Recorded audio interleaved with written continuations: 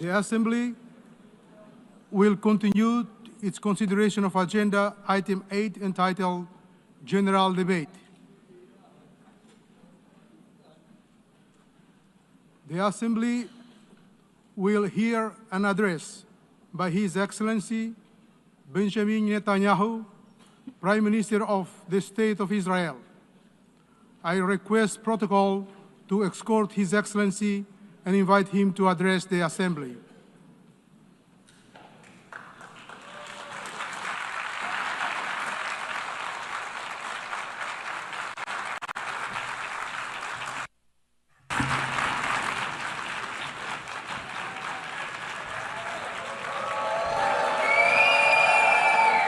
Please, order in the hall. Please, order in the hall.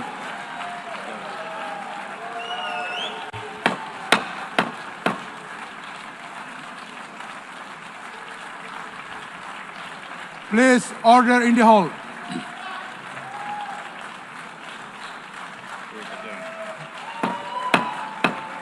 Please, order in the hall.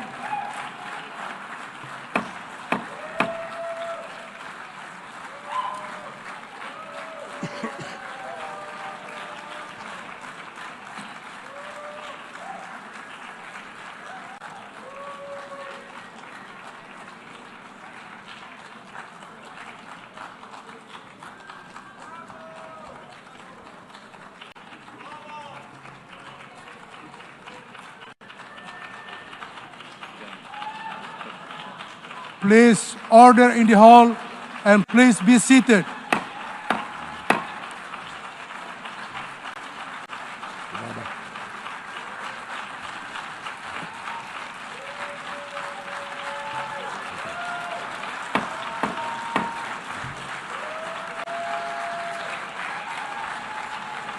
Please order in the hall.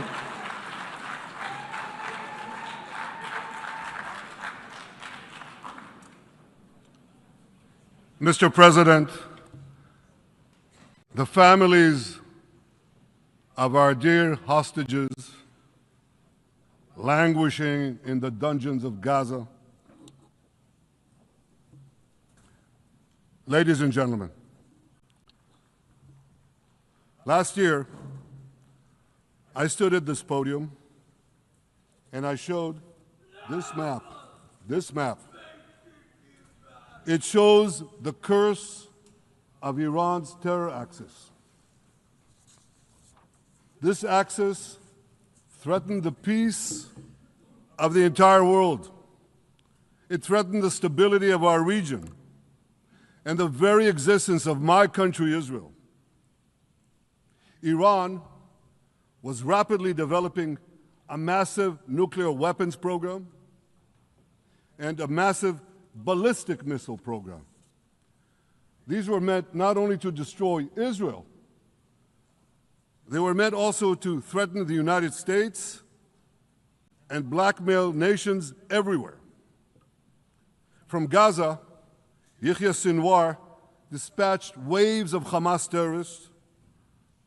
They stormed into Israel on October 7th and committed acts of unspeakable savagery.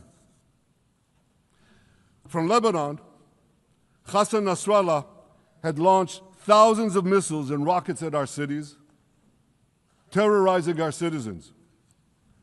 In Syria, the murderous dictator Assad hosted Iran's forces, tightening a noose of death around our throats. In Yemen, the Houthis launched ballistic missiles at Israel while choking global trade at the mouth of the Red Sea. So what's happened over the past year? We've hammered the Houthis, including yesterday. We crushed the bulk of Hamas's terror machine. We crippled Hezbollah, taking out most of its leaders and much of its weapons arsenal. You remember those beepers, the pagers? We paged Hezbollah. And believe me, they got the message.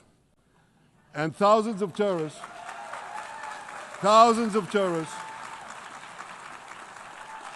dropped to the ground. We destroyed Assad's armaments in Syria. We deterred Iran's Shiite militias in Iraq. And most importantly, and above anything else that I could say to you or that we did in this past year, in this past decade, we devastated Iran's atomic weapons and ballistic missiles programs.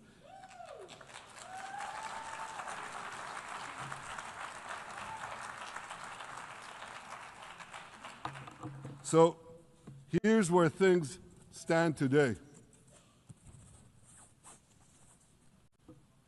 Half the Houthi leadership in Yemen, gone.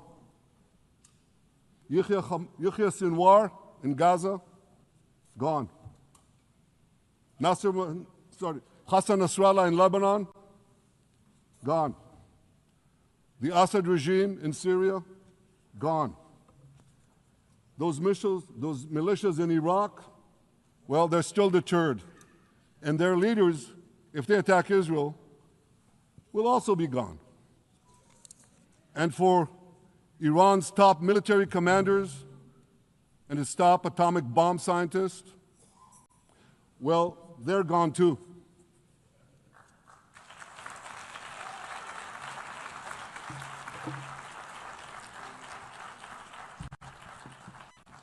Israel's 12-day war with Iran, which I renamed Operation Rising Lion, that's from the Bible. This 12-day war will go down in the annals of military history. Our daring pilots neutralized Iran's missile defenses and took control of the skies over Tehran. And you saw this. Israeli fighter pilots and American B-2 pilots bombed Iran's nuclear enrichment sites. I want to thank President Trump for his bold and decisive action.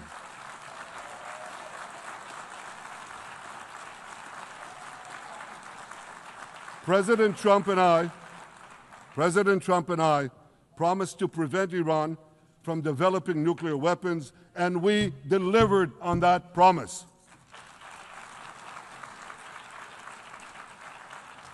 We removed an existential threat to Israel, and a mortal threat to the civilized world.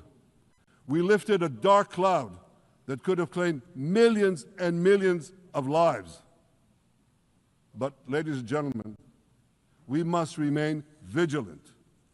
We must remain absolutely clear-minded and vigilant.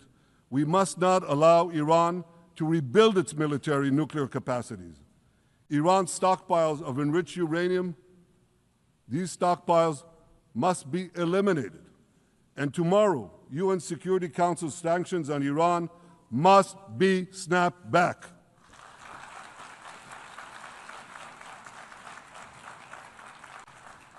Thanks to the resolve of our people, the courage of our soldiers, and the bold decisions we took, Israel rebounded from its darkest day to deliver one of the most stunning military comebacks in history.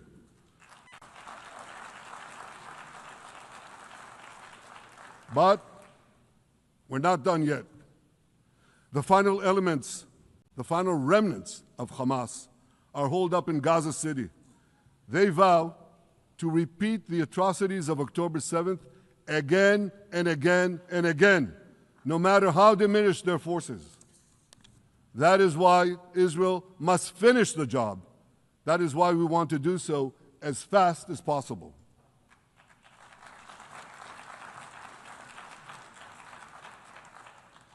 Ladies and gentlemen, much of the world no longer remembers October 7th. But we remember. Israel remembers October 7th. On that day, well, I'll tell you, you can remember October 7th too. You see this large pin here? It's a QR code. What I ask you to do is hold up your phones, zoom in, and you too will see why we fight and why we must win. It's all in here. On October 7th, Hamas carried out the worst attack on Jews since the Holocaust. They slaughtered 1,200 innocent people including over 40 Americans and foreign nationals from dozens of countries represented here. They beheaded men. They raped women. They burnt babies alive. They burnt babies alive in front of their parents. What monsters. And these monsters took more than 250 people hostage. And those included Holocaust survivors, grandmothers and their grandchildren. Who takes hostage grandmothers and grandchildren? Hamas does. So far, we've brought home 207 of these hostages, but 48 still remain in the dungeons of Gaza. 20 of them are alive, starved, tortured, deprived of any daylight, deprived of humanity. These are the names of the 20 living hostages. Matan Angrist, Gali and Zerv Berman, brothers, Elkanah Buchbot, Rom Braslavsky, Nimrod Cohen, Ariel and David Cunyo, another pair of brothers, Guy Gilboa Dalal, Evyatar David. You saw the picture of Evyatar David, emaciated, forced to dig his own grave. Maxim Herkin, Eitan Horn, Segev Kalfon, Bar Cooperstein, Omri Meran, Eitan Moore, Yosef Chaim Ochana, Alon Ohel, Avinatam Or, and Matan Tsengarker. Now, ladies and gentlemen, I want to do something I've never done before. I want to speak from this forum directly to those hostages through loudspeakers. I've surrounded Gaza with massive loudspeakers.